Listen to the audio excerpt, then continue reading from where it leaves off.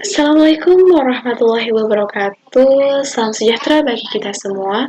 Yang saya hormati Bapak Pengasuh Emeritual, semoga Bapak senantiasa dalam keadaan sehat walafiat. Saya Selifa, saya seorang mahasiswi UIN Suskaryau, jurusan Pendidikan Kimia Lokal C semester 4 dengan NIM 11910722999. Saya akan menjelaskan materi mengenai prinsip ekstraksi logam. Yang pertama, klasifikasi logam. Logam adalah sebuah unsur yang jumlah elektronnya itu berada di kulit luar lebih kecil dibandingkan dengan unsur-unsur lain. Jadi, logam adalah salah satu jenis material yang terpenting yang sebar di seluruh alam. Sumber utama logam terikat kuat oleh gaya tarik antar inti positif dengan elektron. Maka dari itu, logam memiliki penghantar panas yang baik, memiliki titik didih yang tinggi, dan juga massa jenis yang tinggi. Untuk ciri-cirinya, logam itu dalam suhu kamar biasanya berbentuk padat, memiliki kerapatan, dan keras.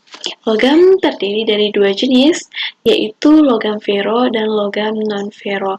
Logam fero adalah logam yang mengandung unsur besi, misalnya seperti fosfor, balerang, silium, dan sedangkan untuk logam non-fero adalah logam yang sama sekali tidak mengandung unsur besi. Misalnya, biasanya digunakan untuk tambahan buatan baja, jadi untuk merubah sifat-sifat baja.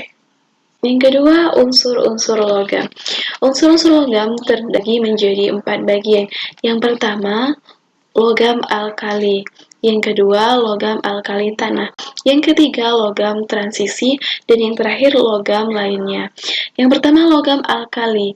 Logam alkali, jika kita lihat dalam sistem periodik unsur, terdapat di golongan 1, yang terdiri dari litium, natrium, kalium, rubidium, cesium, dan francium.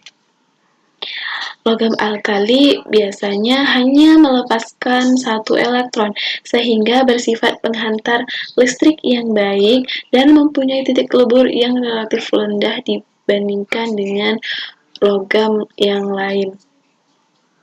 Sifat terpenting dalam logam alkali ini adalah ia mempunyai spektrum emisi yang menghasilkan dari larutan hasil garamnya.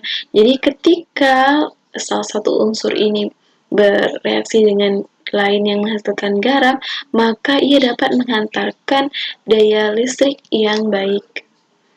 Yang kedua yaitu alkali tanah. Alkali tanah cenderung melepaskan 2 elektron valensi dan kerapatannya ini bertambah dengan naiknya nomor atom karena pertambahan massa atom. Jadi alkali tanah itu jika dilihat dari sistem periodik unsur terdapat di golongan 2 yang terdiri dari berilium, magnesium, kalsium, strontium, barium, dan radium. Selanjutnya adalah logam transisi.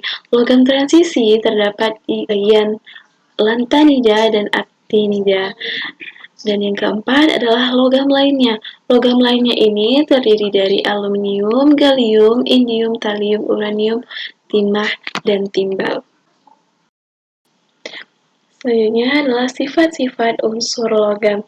Yang pertama, unsur terdapat di bagian sisi kiri tabel periodik. Jadi unsur yang terdapat di bagian sisi kiri tabel periodik itu adalah unsur logam alkali dan unsur logam alkali tanah. Yang kedua, yaitu pada temperatur kamar pada umumnya berbentuk padat. Jadi logam pada saat tekanan standar dalam keadaan temperatur kamar, maka ia itu dalam bentuk padatan. Yang ketiga, sebagai penghantar panas dan listrik yang baik. Jadi, mengapa logam ini bisa menjadi penghantar panas yang baik? Karena ketika energi panas dibawa oleh elektron, itu menjadi energi kinetik tambahan yang dapat menyebabkan elektron-elektron bergerak lebih cepat, sehingga dapat menghasilkan panas yang baik. Nah, jadi energi panas tersebut dialirkan ke seluruh bagian oleh elektron yang bergerak. Makanya, logam sebagai penghantar panas dan listrik yang baik. Yang keempat, mempunyai konduktivitas termal dan listrik yang tinggi. Karena ia penghantar panas yang baik, maka ia mempunyai konduktivitas termal dan juga listrik yang tinggi. Yang kelima, berkilau dan memantulkan cahaya. Jadi sifat logam ini berkilau dan memantulkan cahaya. Mengapa bisa berkilau? Karena adanya transisi elektron, yaitu dapat berkilau jika dipandang dari segala sudut, berbeda dengan non-logam yang bisa dilihat berkilau jika dipandang oleh pada sudut tertentu. Keenam, yaitu dapat ditempa. Logam dapat ditempa itu artinya logam tidak dapat dihancurkan. Ketika logam itu kita pukul, maka elektron dalam logam itu akan bergerak sembarangan. Makanya logam itu susah untuk dipatahkan atau dibengkokkan, karena logam itu tidak mudah untuk dihancurkan. Selanjutnya, sebaran logam di alam. Logam di alam berasal dari biji logam yang terdapat di dalam bumi, baik itu dari logam murni maupun logam campuran. Kita bisa mendapatkannya dengan cara melakukan suatu proses, yaitu dengan cara penambangan, pemurnian, dan sebagainya. Dalam kerak bumi terdapat berbagai jenis macam logam. Jadi sebaran unsur di kerak bumi itu ditentukan oleh metode analitis dan meteoroid. Jadi sebaran di bumi ini jika dilihat secara vertikal dan horizontal itu sudah merata. Karena ada 8 unsur ini yang merupakan penyusun di kerak bumi lebih dari 98,5% berat di kerak bumi. Selanjutnya, sebarang logam di alam itu terdiri dari batuan, air, dan atmosfer. Batuan. Batuan biasanya digunakan sebagai sumber daya alam yang tidak dapat diperbaharui. Jadi ada 2 kelompok tergolong logam di dalamnya. Yang pertama itu adalah logam kelimpahan. Biasanya contohnya itu dalam bentuk besi, aluminium, kromium, magnesium. Biasanya terdapat di dalam batu-batuan. Yang kedua itu air. Pada umumnya, air ini berbentuk ion yang berasal dari sumber-sumber alamiah, yaitu berupa pengikisan batu mineral. Sehingga dari bingkisan tersebut maka ada sedikit kandungannya. Yang ketiga yaitu atmosfer. Jadi atmosfer ini merupakan hal yang berada di luar kulit bumi. Unsur logam yang terdapat di tataan atmosfer itu dalam bentuk partikel dan juga senyawa. Namun yang paling banyak terjadi dari sumbernya itu berupa penambangan logam dan berasal dari buangan asap kendaraan bermotor. Jadi di Indonesia itu terdapat berbagai macam jenis logam seperti aluminium, boksit, besi, tembaga, emas dan perak, mangan, nikel, dan juga balerang. Aluminium itu seperti berwarna putih perak yang biasanya digunakan untuk peralatan rumah tangga dan juga mebel. Nah, biasanya aluminium ini merupakan konduktor listrik yang baik. Jadi pertambangan aluminium ini biasanya ditemukan di daerah Papua. Selanjutnya adalah bauksit. Bauksit ini adalah bahan baku dari aluminium. Jadi penambangan bauksit ini berada di daerah Papua dan juga ada sebagian di daerah Kalimantan Barat.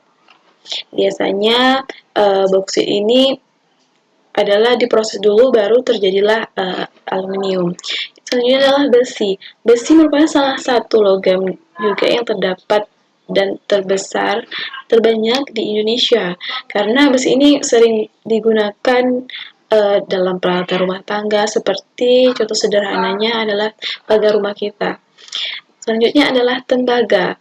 Tembaga ini adalah jenis logam yang biasanya berwarna kuning-kuningan, yang agak lunak dan mudah ditempa. Penambangan ini terdapat di daerah Jawa Barat. Selanjutnya adalah emas dan perak. Emas dan perak ini biasanya digunakan untuk bahan perhiasan seperti cincin. Jadi emas ini dapat ditemukan dalam bentuk logam yang terdapat di dalam rongga-rongga dalam batu-batuan. Selanjutnya adalah mangan. Mangan sering digunakan dalam proses pembuatan besi baja. Jadi untuk memproduksi besi baja itu ada fungsi dari logam mangan ini yang berpartisipasi dalam pembuatan besi baja. Yang selanjutnya adalah nikel biasanya digunakan sebagai bahan pelapis besi agar tidak mudah berkarat.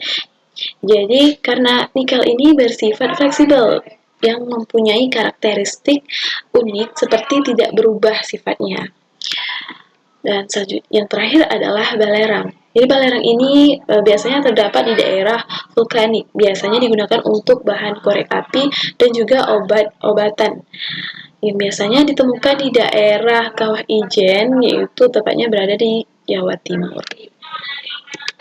Selanjutnya, prinsip ekstraksi logam.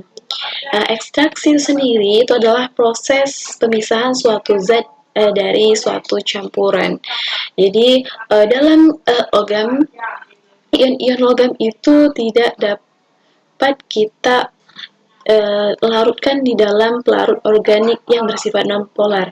Jadi untuk mendapatkan suatu kualitas logam yang terbaik, maka kita perlu melakukan suatu proses dengan cara mengekstrak atau memurnikannya.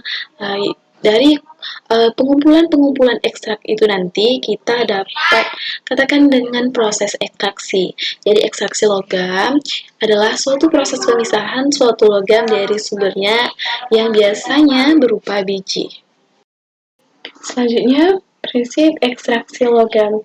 Ekstraksi adalah proses pemisahan suatu zat dari suatu campuran.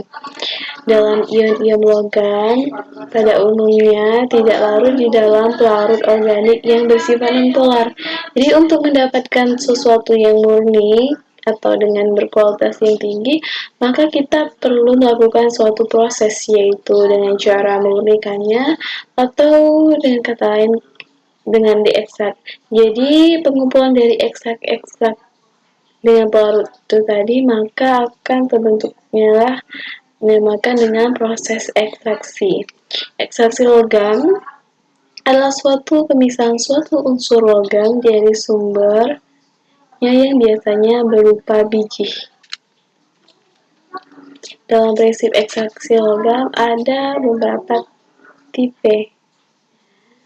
Ekstraksi logam adalah suatu proses pemisahan yang pada umumnya berasal dari suatu biji. Jadi, agar logam dapat diekstraksi ke dalam pelarut organik, maka kita harus membentuk molekul netral terlebih dahulu. Itu ekstraksi pelarut yang paling dikenal sebagai suatu metode yang paling efektif untuk pemisahan campuran, maka kita perlu adanya kalau untuk misalnya. Jadi proses ekstraksi ini terbagi menjadi 3 macam. Yang pertama itu adalah pirometalurgi. Piro itu artinya pada suhu yang tinggi, jadi pada proses ini menggunakan kalor untuk mengubah atau mereduksi mineral. Jadi, hal yang terpenting dalam proses metalurgi ini adalah reduksi oksida dari besi. Yang kedua yaitu hidrometalurgi. Hidrometalurgi adalah hidro artinya air, digunakan untuk mengekstrak logam dari bijinya dari reaksi dalam lautan air. Jadi dalam hidrometalurgi ini, proses terpentingnya adalah leaching, yaitu proses leaching berupa logam dalam bentuk ion yang biasa atau di kompleks itu akan diberikan. Yang ketiga yaitu elektrometalurgi. Pada proses ekstraksi ini melibatkan penerapan prinsip elektrokimia baik pada temperatur rendah maupun pada temperatur tinggi. Jadi prinsip ini membutuhkan energi listrik untuk mereduksi mineral dan memurnikan logam-logam yang diumumkan. Jadi dalam proses ekstraksi logam secara kimia fisik biasanya dilakukan dengan metode kromatologi atau hidrometalurgi dan pemurnian logam menggunakan elektrometalurgi. Jadi dalam logam dalam mineral itu akan lebih mudah diekstrak dari suatu biji besi. Jika biji besi yang digunakan itu menggunakan prinsip pirometallurgi. Sedangkan logam yang mineralnya terdapat senyawa hidroksida, maka akan dapat dengan mudah diekstrak menggunakan prinsip hidrometallurgi. Selanjutnya adalah proses ekstraksi dari bijinya. Proses ekstraksi dari bijinya ke dalam logam itu dapat diolah lebih jauh untuk memperoleh logam dari bijinya atau mineral. Maka perlu adanya beberapa proses yang harus dilakukan. Yang pertama itu adalah pemekatan biji yang dilakukan dengan cara memisahkan karang yang tidak digunakan. Yang kedua yaitu ekstraksi logam dari buih yang sudah pekat. Artinya, misalnya kita memproses ekstraksi besi dari bijinya. Besi itu berupa besi oksida karena dalam bentuk hemalit dan magnetit, yaitu Fe3O4. Jadi ketika Fe oksida dapat direduksi dengan cara memanaskannya dengan karbon dalam bentuk gas atau berupa pemanas batu tanpa batu bara. Yang ketiga yaitu pemurnian logam. Pemurnian logam itu bagaimana cara untuk memurnikan logam, yakni atau berupa elektrolisis atau oksidasi zat pemotor atau besi dan distilasi logam dengan titik leleh rendah. Yang terakhir yaitu termodinamika proses reduksi senyawa oksida logam. Jadi secara termodinamika, reaksi reduksi itu adalah reaksi di mana sebuah unsur bereaksi dengan oksigen untuk menghasilkan oksida. Namun, dalam ilmu fisika, agar proses ekstraksi itu berjalan dengan lancar dan secara komprehensif, maka kita perlu adanya keterkaitan dengan termodinamika. Karena dalam termodinamika itu mengandung unsur-unsur yang diketahui. Contohnya, dalam besi yang telah teroksidasi dapat juga dirusak atau direduksi sehingga akan menghasilkan logam besi yang murni. Misalnya Fe O3 ditambah 2 aluminium menghasilkan Fe ditambah 2 O3. Jadi pada reaksi tersebut bilangan oksidasi besi dari 2 itu menjadi 0 sehingga Fe2O3 ini bertindak sebagai oksidator yang akan mengalami reduksi dan sedangkan untuk bilangan oksidasi aluminium bertambah dari 0 menjadi plus 3 yang bertindak sebagai reduktor. Terima kasih telah menonton video presentasi dari saya. Semoga ilmu ini bermanfaat. Saya akhiri dengan wabillahi taufik wal hidayah. Wassalamualaikum warahmatullahi wabarakatuh.